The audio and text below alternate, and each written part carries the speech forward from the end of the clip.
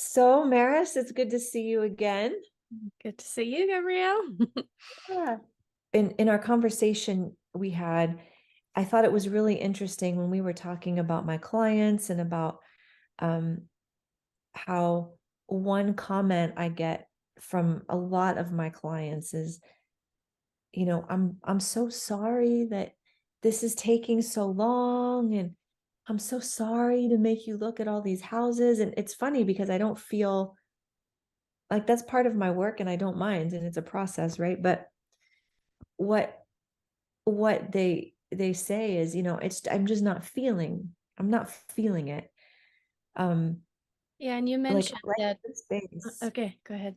No, Mhm. no, go ahead. Go ahead. Yeah, you mentioned this one particular case where one client, was really wanted to choose like an older home that didn't make financial sense because it just felt better over, maybe a different home that like made more sense in the long run and also financially, and you want to help them make the best decision. So then I said, well, the energy is not a problem because that can be shifted. And I think that's where we started that conversation.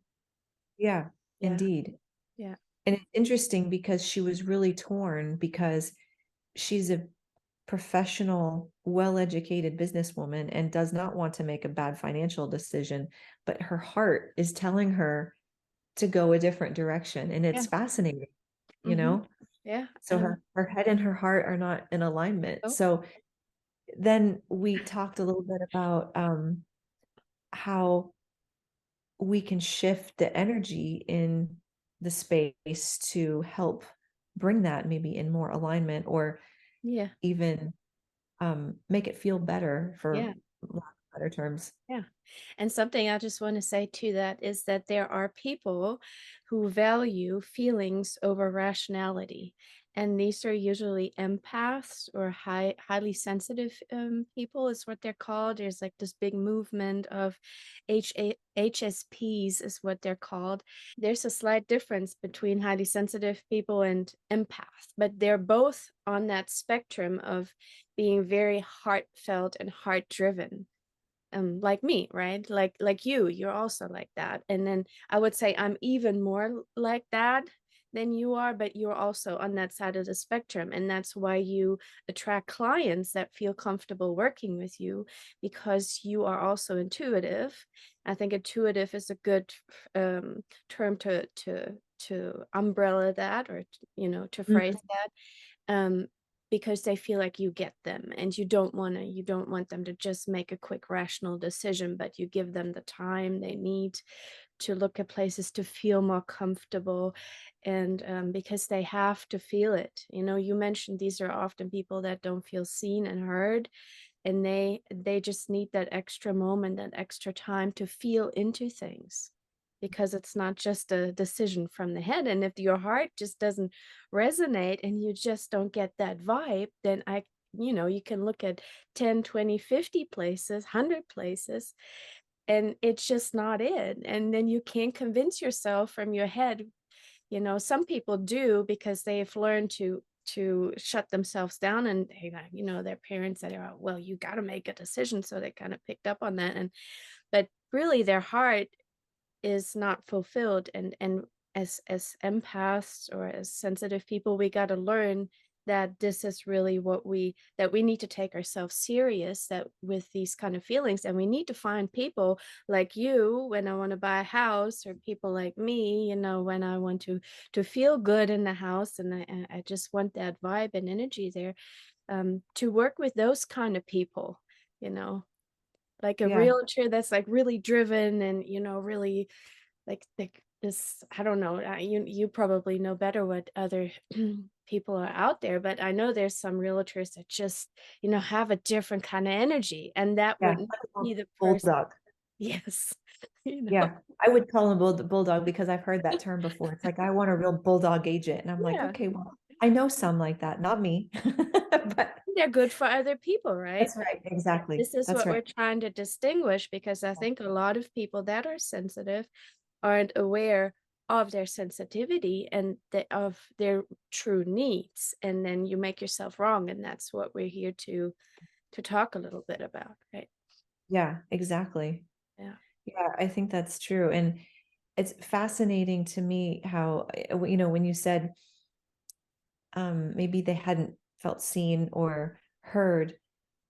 And I was just sort of chuckling at that because uh, I get people who tell me, you talk to people and it's like, oh, you're so easy to talk to, like on the plane or wherever, and my kids will be out at dinner and they'll say like, why do you have to talk to everybody? And it's like, I don't know. It's just I'm not trying to be anything. It just is, and it's I guess there's always that person. And I know some people in my life I've come across who you just feel really comfortable with, you open up to them, right? Or Yeah. whatever. So It's also um a typical trait that we have. It's our ability to connect with people because we're aware of other people's feelings. That's one of the traits of an empath, and I that makes see. it easy to connect. Yeah. Okay. Yeah, we were saying okay. So like let's go back to this particular case I had where she really loved this older home. And her family, let's just put it into perspective, it looked pretty, but it had been remodeled, but her family lovingly referred to it as the money pit. Mhm. And but she just loved it. And then there was another one that was a new home, and she really thought it made sense for her and she liked the idea of it, but she's like, it doesn't feel right. And that's when we can step in and say, okay, how can we make this place feel right to you? Because as a highly sensitive person, I guess we'll call it, you think that you must listen to that feeling Mhm. and disregard any feeling in your head, which is good practice, but good to know that there's things we can do to help that space feel better. So, what would be some things? I mean, I know from experience, but you can speak to it because that's what you do. But what would be some things you could do to, let's say, to a common complaint I hear is it feels so claustrophobic, like the ceilings are low, or Mhm. it feels like old grandmother energy in here, like, you go into an old house and it's just like, it just feels like grandma's house. And, grandma has moved on and the house needs to move on too. Yeah. Yeah. So, what are some things we could do to help make that space feel fresh? Mhm. Yeah, and those I'm glad you're asking that question because those more sensitive people are the will be the ones noticing the energy in a home, and it affects them more, just like noise and anything. Like it's their senses are heightened, and they process things much deeper, and they have the ability to feel things, which can be a blessing and sometimes it's a curse. Because when you move into a place like me, had so much trouble staying in hotels when I was younger, and I didn't have the tools to clear the energy in a home or even sleep in at friends' places. I just couldn't sleep. So because then that's because I felt the energy in the space, right? Yeah. So, Hmm. and I think because you brought up this particular client, that and I think the reason she likes the old home better is because in the past our homes were built with much more love and detail and just more curvy, more feminine in a way. And architects put more thoughts into building homes, whereas now it's just like quick, quick, quick, lots of angles, very masculine kind of way. It's really just about money, right? You want to do it as efficient as possible, which is a masculine trait in itself. So the beauty and the the feeling of you That's know very interesting. yeah, so that has lessened. Like if you think about the so I want to just say it in right now, I'm German, so sometimes I'm looking for words. That's why. Um like in the I don't know, 1700s maybe. Um, you know, the Gothic style, or I don't know, do you know what that was called? Yeah. When they like it was very playful, and the way they were like lots of round entryways and big doors, and big I mean, I understand what you're saying when you say tall Gothic style. ceilings. Yeah. Yeah, yeah. So that was just more feminine, kind of flowy space, and I think that's what a lot of us women are looking for, because that makes us feel good, right? Whereas if we're in a box, that is not very inspiring to our intuitive nature, and we, especially as highly sensitive people, we are creatives, so we want to be in a space where we feel that we can be creative, and we are being inspired, we're close to nature, our home is built in a way that it resembles nature, which it doesn't anymore. Like, it's just a But concrete. It's it's so funny you say that because it's so true. The house that she loved had these huge arched Mhm. windows You go, yeah. and a curved staircase. Hmm. And the new construction was a little box. I mean, it was pretty. I'm not taking anything away from it, but it was definitely very square and rectangular and angular in the other one. So I never really considered that part of it. But Hmm. anyway, okay, so I digress. But yeah, I just had to bring that point up because that was Yeah. very interesting because that was exactly the case here. Yeah, and Funny. that supports you in your expression as a woman. And if you're a businesswoman and you're already go go go go go all day, you know, you're very structured and very much operating in straight lines and boxes, then I mean, having a home that's all flowy and like that, that's just you're like, all right. So that's what you're looking for. And then I was telling you, and this is why we're doing this interview, is that with the tool that I have, which is called feng shui energy work, it's alpha shy feng shui energy work. um I can shift the energy in a home to where it feels warm and welcoming, and where it has that flow to it, and it feels like there's a bunch of light in the room, even if there's not a lot of light coming in from the outside. And I said, maybe you can help your clients make a more solid decision, and then let them know at the same time that they can transport that feeling or that vibe that they maybe get from this older money pit, right? To to a newer, more modern home, because in essence they're looking for that feeling. Yeah. So Yeah. that And was the idea, to talk about that a little bit. yes, and it's so interesting that you say bring light into the space. So, I don't know, and we can maybe come back to how you do that without getting into because I can't do it. But what I noticed when we work together, I have that little room in the back that is like a small secondary bedroom that we converted to our my meditation room and sort of meditation yoga room. Mhm. And it's interesting because that room is is the was the least desired room because it has a little tiny window that overlooks the backyard and it's very, I don't know, small and sort of dark and not much light. And now everyone who walks into that room is like, wow. And one person came in and said, this room has such good energy.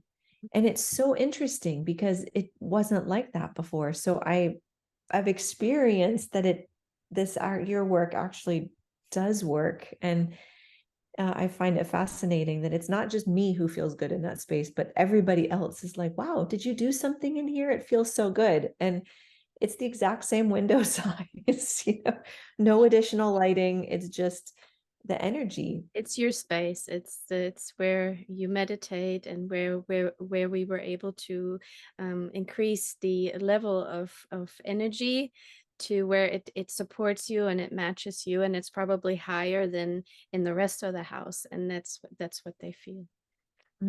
And I also Interesting. remember that when I first worked with you, which was like 8 years ago in your Oh my previous God. home, that Wow. after we did the feng shui energy work, your dad came to visit one day, and he do you remember what he said? I remember you remember because you've Yeah. repeated it to me, but I don't remember. You mentioned to me, he said, "It feels so warm and welcoming in here," and then he was asking you if you had cleaned up or, what you had done, and you really hadn't done anything. It was just the energy that you felt. Yeah. Yeah, Yeah, yeah. that's true. So And this is what we're talking about, and it's very little known that it's possible to do this and to apply this work because it's simply energy work, right? We don't move around a lot of furniture. We don't do a lot of physical changes.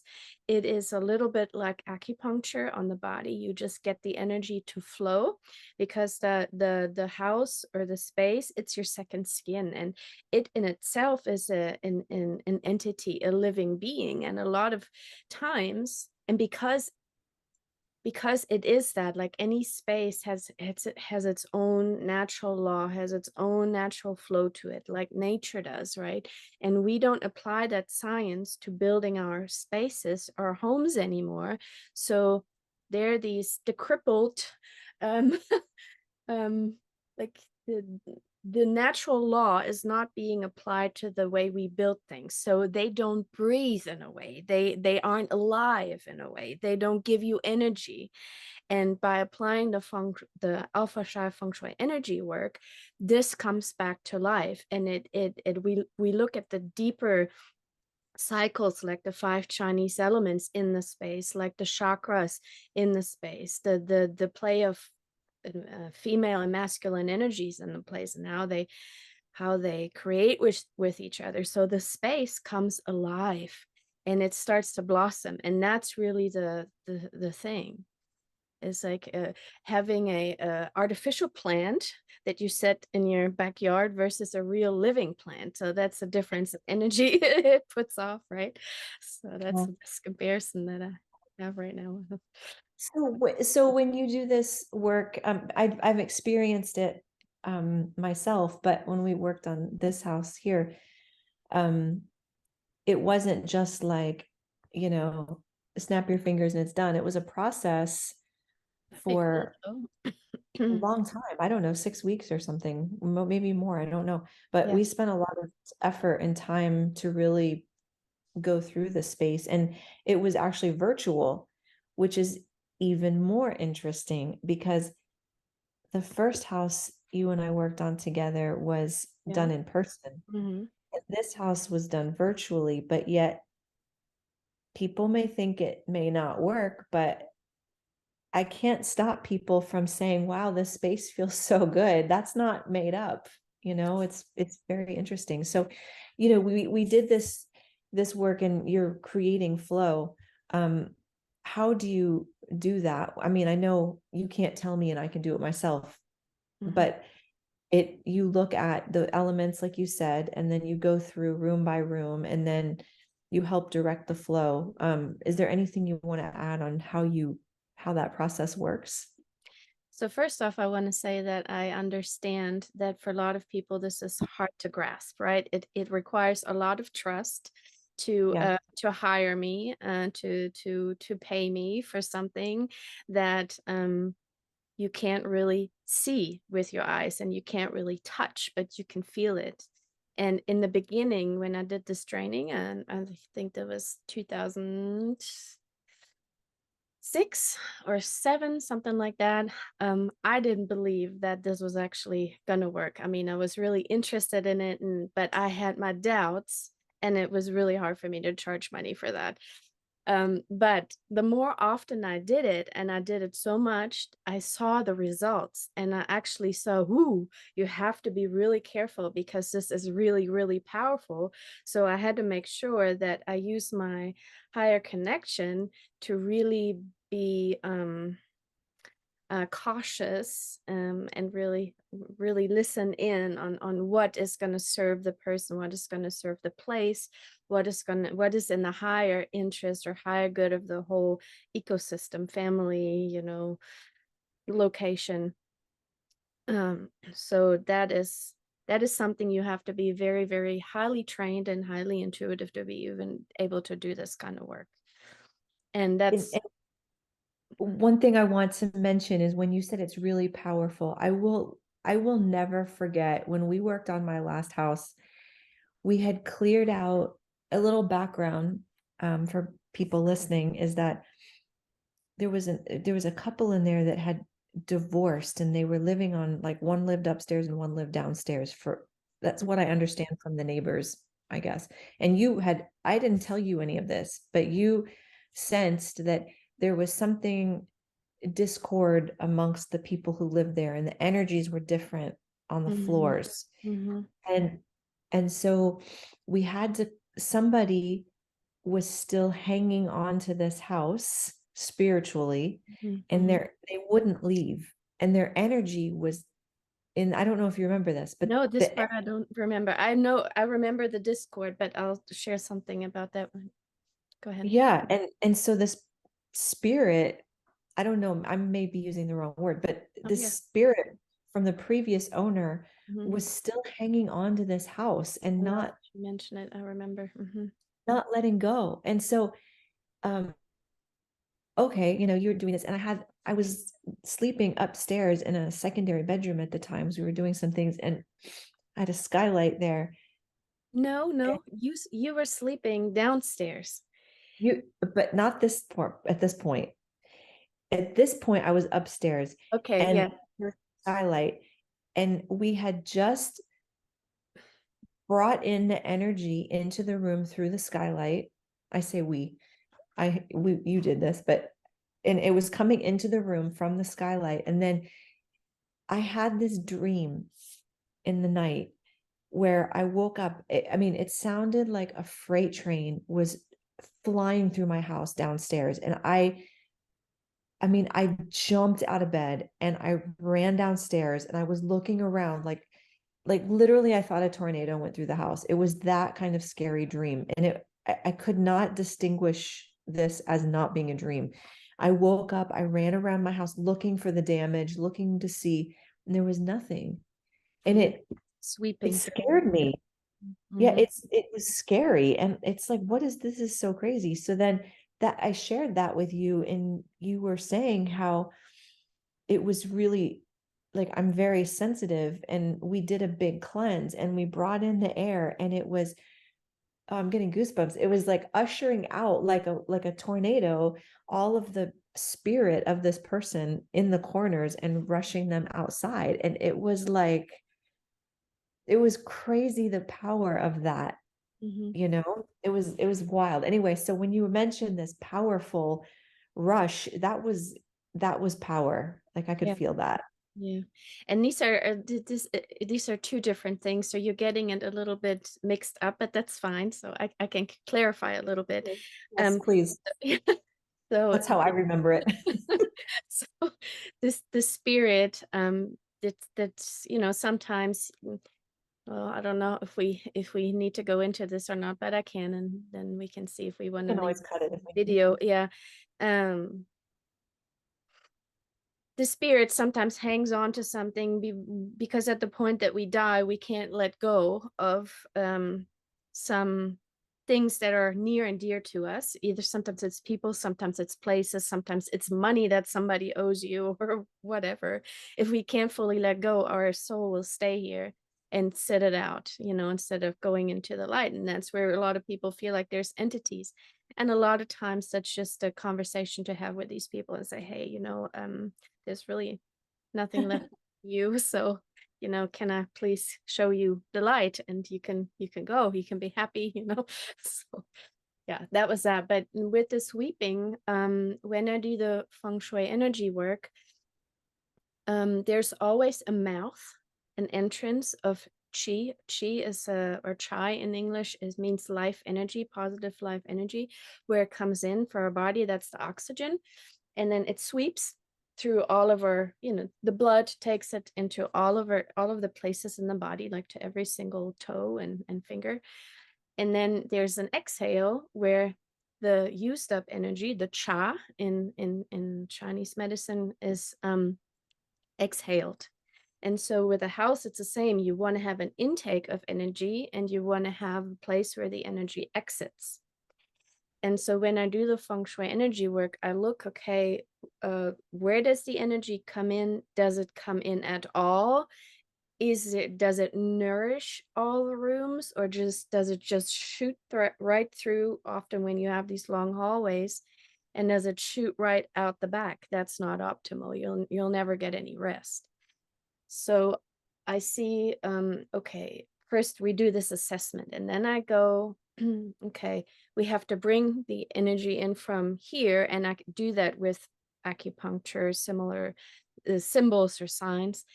Or they're energetically active signs is what they are. And I bring the energy in, and that's what you felt because you weren't used to that energy flow in your house, and it felt like you could feel the energy coming in and sweeping through your house. That's what you felt.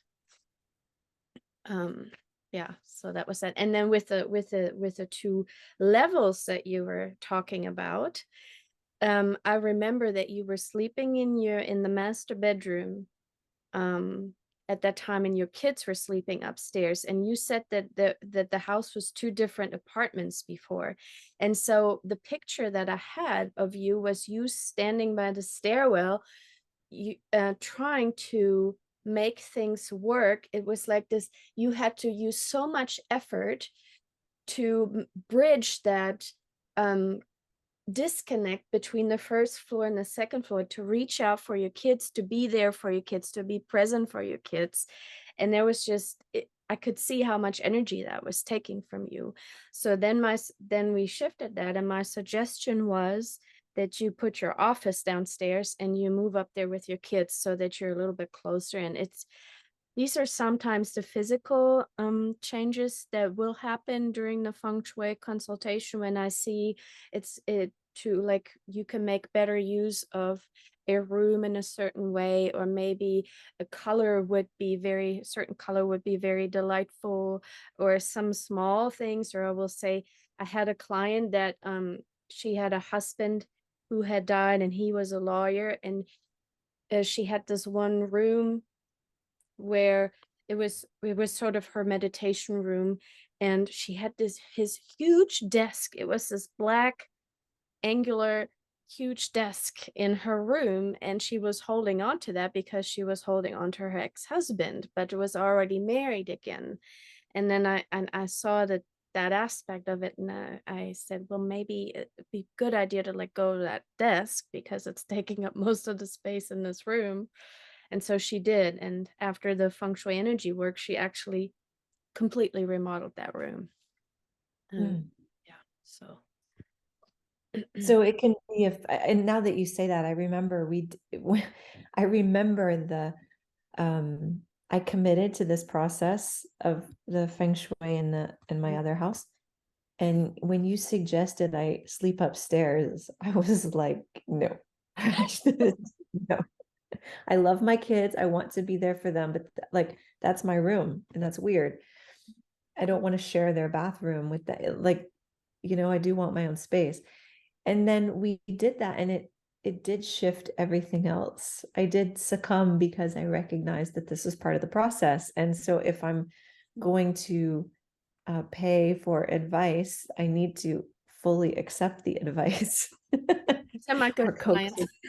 coaching or coaching. But I did have like not a a resistance. Mhm. I had a resistance initially. Yeah, And then once I just let it be and opened up to it, it really did change a lot of things. It was actually fascinating. So if it does seem buying something intangible, but the difference in the feeling is so worth it. So this is something that I think is important for people to learn about, that this is an option yeah, for them. yeah, Oh, I mean, look, we have not that many houses at the moment in Houston, greater Houston area. And, if you can't find that perfect, no house is perfect ever. We mm, always have to sacrifice something. But the good news is that you can bring in the energy you're looking for through this Mm, kind of work, mhm. right? Yeah, and the other aspect is that a lot of times, and this is something you mentioned a few minutes ago, is that people leave their energy behind. We're not aware of it, but we get these emotional ties with places, and the more of an emotional person you are, the more you do, and so then you will move into somebody's old home, and maybe they've lived there for a long time, or even if they haven't lived there for a long time, they leave their energetic imprints in that home. And so it's like wearing old clothes, it's feels a little I can't it's like almost I can't expand. I can't fully expand into the space. And this is yeah, you asked me about what the steps are. So this is step number 1, is to remove all stagnant and old energy from the place. Where well, actually the very first step is that I do now is I take my clients through the house, and well, virtually, and they go into every room, and they will find 1 to 2 words what describes how they feel in that particular room. And then they give it a number rating from 1 to 10, like how good do I actually, is it a 5 or 10 or 1, how good do I feel in this room? And so that then they have something to refer back to after we've done the work. We will do the same process again. And I will ask them, how do you feel in this room now? And what kind of number would you give it now? So then it's usually between an 8 and a 10, whereas before it was between a 2 and a 5 or something like that. Mhm. So, okay, I don't want to take off track. I have like there's my head is spinning, but I'd like to stay on track. So, okay, so the Mm. first step is to sort of evaluate the space. The second step would be to clear the old energy from the space. Yes. And the third step would be I'll let you say, I won't put words in your mouth. No, go ahead. Well, then I would assume, based on our conversation, the third step would be to then help the the energy flow better through Yeah, the spaces. exactly. And then Harmonize energy. that is that it? Or Um, not trying to oversimplify it, yeah. but there's an Well, end to the we process. have to we have to speak in simple terms. Of course, there's more in-depth work. It sounds easy, but it's just, Yeah. if you've never done this work before, experienced something like that, I can't. It's like a medical professor or doctor that cannot tell you in every detail what he does during an operation because you've never heard those terms, right? Um, so then, after clearing the space, harmonizing the energy flow, and then it's about raising the energy level in the home so that it is slightly higher than your own energy level, meaning that the space will give energy to you, instead of you giving energy to the space, because energy, this is a natural law, always has a tendency to balance itself out. So when you're in a surrounding with low energy, you will constantly give your energy to the space. Same Oh as my for God, that's partners. It's true, right? Same is true for partners. Um, this is mind blowing. Okay. yeah. So if you're in, that's why we go out into nature, because that's where we can recharge. Now, if you go into a shopping center, that's you're going to be drained. Like people like me, Yeah, for I sure. like run in, try Yeah. on, just run back out, and I'm glad if I only have to do it once a year. So, yeah. Or people Wow. like that will, like, when you go to a restaurant, you intuitively feel where the better flow or better area is to sit, and that's the table that you want, because we feel these things intuitively. Yeah. Interesting. Mhm. Okay. Wow. Okay, that's amazing. Um, oh my gosh, I don't even know what to ask next. So, is there any let's say that happens. Are we done? We're done now. Our house is finished and complete. We've worked on the energy. It will support us forever, or what what next? Um, Well, so usually when somebody hires me for a feng shui consultation for this work, um, the first thing I do is that I will let them know what is the energy, like overall, what is the topic of this place? How does it support you with like your next steps? What is the potential here and what can be the challenge? So that you have an idea. It's kind of like you meet somebody and nobody has introduced you to them. So first off, I introduce you to your new house, to the place, because I had this other client just recently, and she said she used to just kind of she bought a new house and moved from northern to southern Germany, and she used to just walk in the house, walk through the hallway real quick, and kind of just be there and not be there. And after our work together, it was like, she's like, I've never really welcomed myself into this home, and I've never really welcomed this home into my heart. And now I like walk into the hallway a lot more conscious, and I just take a moment to breathe, and I'm aware that, I'm in my house. I can drop my bags and I take a deep breath, and it's like this whole other conscious um mm, I don't know, being in the home, because we bridged that gap for her. Like, why is she there? What is this house? It like how can we become friends, right? Everyone should do that. That's fascinating. I mean, we spend so much time at home, even if we work out of the home, we sleep here, we want to come home, right? Yeah, So it's we about should, feeling at home. yeah, and we should thank our home for what it gives back to us. That's really beautiful, actually. Mhm, That's cool. mhm. Oh my goodness. I Nice. remember another client in Houston, Texas. She was a chef, and she bought this new home, waterfront home, and I remember the first day I got there, I bought a big bunch of red roses. Not for her, but for the house, or for both of them. I laid the laid the roses right at the entrance door, and it said welcome on our mat. And it's just like me greeting the home. I greet the home before I start the project, and I actually walk into it. And yeah, yeah, that's I can go more into it, but I'm not going to. So trying to keep this a little short Yeah. because it's Oh, much. that's really interesting. Cool. Okay. What else would you think is important for people to know about your work or this topic in particular? Well, I would say that in general, it's very deep work, and because I'm a deep person, right? And this is my skill, is to go to the deeper place um, that we're all longing for, but some of us are afraid to really step into that and ask ourselves these deeper questions, like what really makes me happy and things like that. So that's always my goal. And when I do the feng shui energy work, there's so much that I can read off of that home. It's like an open book, right?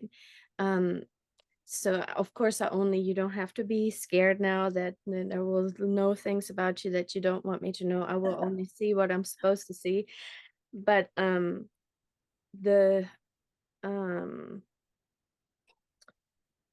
working with a home is almost like working with the person itself.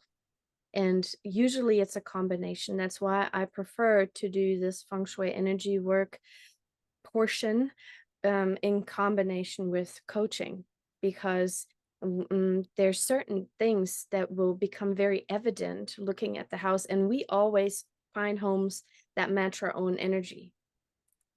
So we are attracted Oh, to certain places, and that tells me a lot about where you're at in your life. So um this is I was thinking about this a little bit before we got on the call, and this is probably why I've been hesitant in the past just working with clients to do an energy clearing for their new home, is because I've been working with you for 8 years now, on and off. You know that my work goes very deep, and so I was thinking, how can I make this work? And I guess we could divide it into two things. I can just do the energy clearing, make the home feel nice for you, and if you say that's all you want, that's fine. But if somebody really wants to do the deeper work, then I would recommend doing a bigger package and having some one-on-one time with me so we can remove some of those blockages that maybe makes them feel stuck and always find those places, those darker places that don't really support them. Why is that? Or I don't know, it's can be many things, but it's So Mhm. Go ahead. no, go ahead, go ahead. I I don't was gonna wanna. say, I work with a lot of business women, like high achievers that are also very sensitive, and so we also look into that a little bit. How can this place support your business growth? And a lot of it is about boundaries and having space to expand and being creative. And so these are some of the deeper things that we look into. And then you got relationship, you got kids, you got family. So all that can play a role and tie into this. It's really a matter of how much do you want fixed, right? Or how far do you want to go? And We want it sometimes all.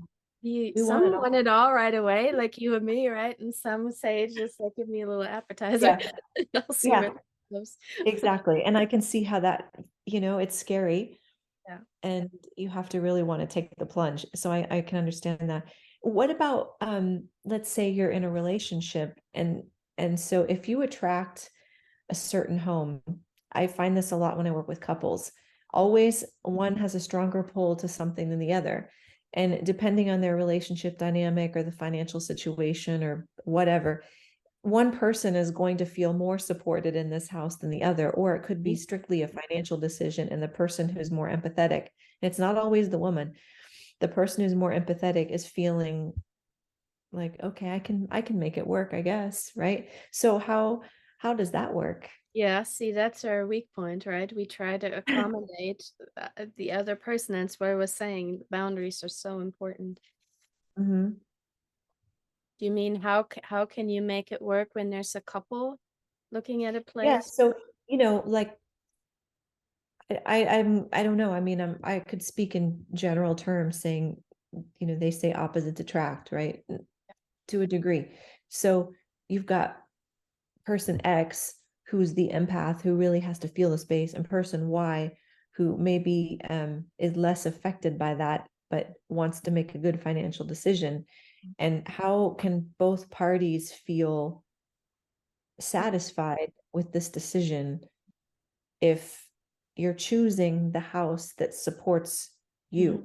Mhm, mhm, Maybe I just answered my own question. If the person who's financially driven and very not feeling, mhm. that doesn't matter to them, correct? Or are they No, also choosing a home that is pulling them because of their energy? it always depends on what your goal is, right? And usually you're talking about somebody who's looking at it as an investment or as a good return of their money or something financially feasible. So they will not go there and ask themselves these questions so much. For them, it's more a decision up here. And then Yeah. you usually have a partner that's more situated here. So again, in relationship, nature has a way to balance itself out. So we attract opposites. And I guess in that case, because do you have two people coming from two different places, let's say the man is looking for something that might makes financial sense, then the woman could be a great addition. With if that's the dynamic, the woman, which usually that's the case, is more empathic and can feel into things. She can then say, um yeah, this also feels good, so that would be a good thing. But the man has to be open to her feedback, because it cannot be all about the money, and then that would be a good combination. Mhm. And the other thing is, I would suggest always be clear about your goal. What is the higher picture? What is the purpose? Why are we buying this house? What do we want this house to support us, Yes, right? We don't ask ourselves these questions. so true. what do we want this house to support us in?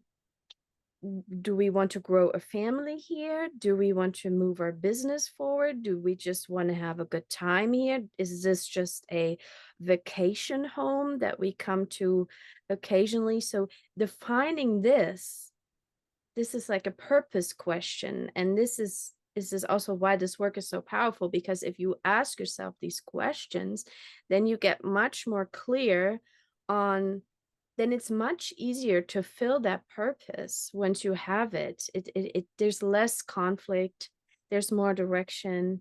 Um, that's very important. And then you can break it down, which I also do is in the feng shui consultation, we also define rooms. Like, like sometimes it's and maybe not for Purpose. all the rooms because some speak for themselves, like the kitchen and the dining area or the bedroom, but you have some other rooms and what is the purpose of this room and how can we fill that purpose? Does that fit my needs? But it's a little bit of a deeper exploration than where we usually go, right? Yeah, I would say let's, okay, given the fact that I work with people who are buying and selling homes every day of the year, almost, almost every day. And you work with people who are willing to go a little deeper, maybe, or think outside the box. Yes, So definitely. Yeah. what I'm just imagining if I ask everybody, what is the purpose of this home? I bet you I would get 90% of the time, I want to make a good investment Mhm. and I want it to feel good. It's not like our, like when we moved into this house, for example, we had a very specific goal. We bought this house in a good school district that was big enough for all the kids to come and go, feel good at home in a nice space with good green space behind us. And the house was going to have a lifespan of like 7 years max. This is what our purpose was, to be here, was to get the kids on their own and independent, and then we could go to the next thing. Mhm. So, but we're not, I don't know, most people have that plan. There's like a reason. Mhm. But what did the house do for us? I don't know. I'm kind of going off topic, but Yeah. I think if most people would not be able to answer that question from a deeper space, because most people aren't thinking in a deeper space like that. Am I wrong? No, you're absolutely right. Yeah. And Yeah. that's the question that I bring to the table then and an exploration we do together because everybody wants the results. They want to be happy, they want to feel like they're on purpose, they want a happy relationship, they want a happy home. And these questions, these explorations are essential in any setting. You as you know, I work with couples a lot and because this also ties into each other and these are some of the questions in a relationship also, or in intimacy. Why are we together? What is the purpose of our relationship? Um, and Yeah. does the relationship meet our expectations? And where are our boundaries? What do we have to maybe outsource? Not Yeah. everybody is good for everything. And these are just some but that's what I'm passionate about is Yeah. going deeper. Don't hire me if you just want like a Martha Stewart kind of like nice space or something. And it's just I thrive when I can take people deeper because that's where the happiness is. Yeah. Yeah, So for sure. That is interesting. Okay. No, I think that's a really good place to end that, unless you think you have something else to put forward. But I think that's um, a really good way to resolve all of the questions. So you're not an interior designer. You're here to make the space work for you. yeah, to bring flow. I bring flow into things, whether it's the home, whether it's your relationship, whether it's the relationship with yourself, whether it's your business. It's all about seeing where energy is stuck and seeing the core issue of it and releasing that. And Mm, I guess one of the things that may still come up as a question for the for listeners or for viewers is how do I actually work, right? So it's like you and me are meeting on a Zoom call, and then you will walk through the rooms with me, right? You will have me on your phone or on your computer, and we will start the exploration by seeing how you feel in the rooms. And you will also, there's some offline work or at home work that I do while you're not involved. So you will give me your floor plan of your home, and I will do an assessment of the energy flow. I will be able to see where does the energy come in, what rooms are nourished, what rooms are where dead corners, what rooms totally, don't work, and is there an exit where the energy, the used up energy, can actually leave the house, or does it get trapped? Does the first and second floor work together? What is the surrounding of the house like, Is there something coming from the neighbors, or, I'm just getting a feel and an overview of that place, and then we talk about that, and, um, after that, and then the first work that I do with you is you will walk me through I don't know if the first work, but the next step is you walk me through your rooms, and I will do the energy work, part of it, most of it, while you're on the call with me, because I need to see what the room actually looks like. So these are going to be our sessions together, and then we discuss certain things that come up while I do the work, where I see, there's things that we need to discuss. This is something that may also have something to do with you, so let's look at, how that resonates with you, and how we can open your eyes a little bit to this issue here, or how you can resolve that. So that's usually how I do the work, and yeah, this is yeah, does that explain it pretty well? yeah. Yeah, no, that helps, I think, people to understand exactly what the process looks like. So, that they can feel comfortable knowing how it Mhm, kind of mhm. goes down.